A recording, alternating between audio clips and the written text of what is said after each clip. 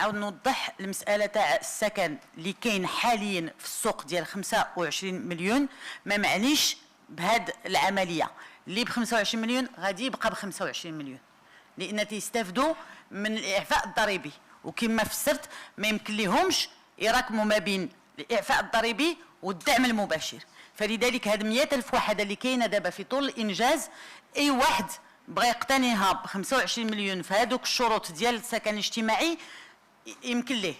حنا دابا نخرجوا من منطقه هذا السكن الاجتماعي، تنهضروا على مساله السعر 300,000 درهم 700,000 درهم. فيما يخص التكلفه كما قلت 9 مليار ونص ديال الدرهم اللي هي ماشي سهله.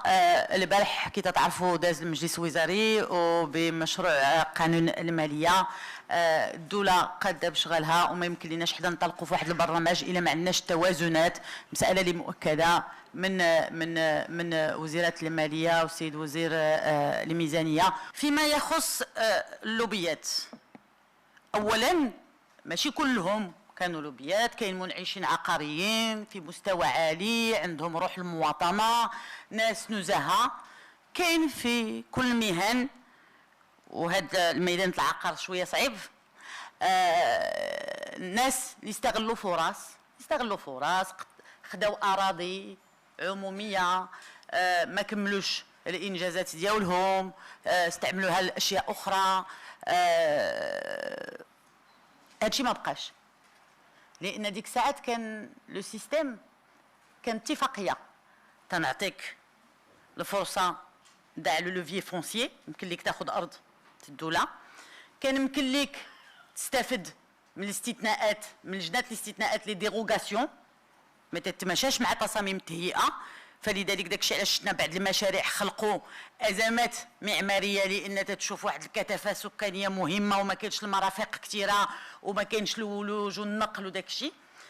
خارجه من هذه اللجنات الاستثناءات اللي اليوم غير مقبول بها وما بقاتش.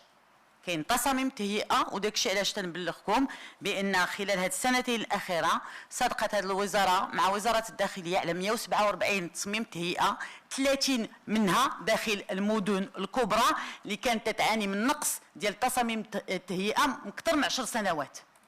وللمثال مدينه الرباط دابا راه عندها تصميم تهيئه، اخر واحد كان مطبق هو 2008. من 2008 ل 2023 الرباط كان غاديه بان دوكيومون دو ريفيرونس، ولكن ماشي تصميم تهيئه بقوه قانون.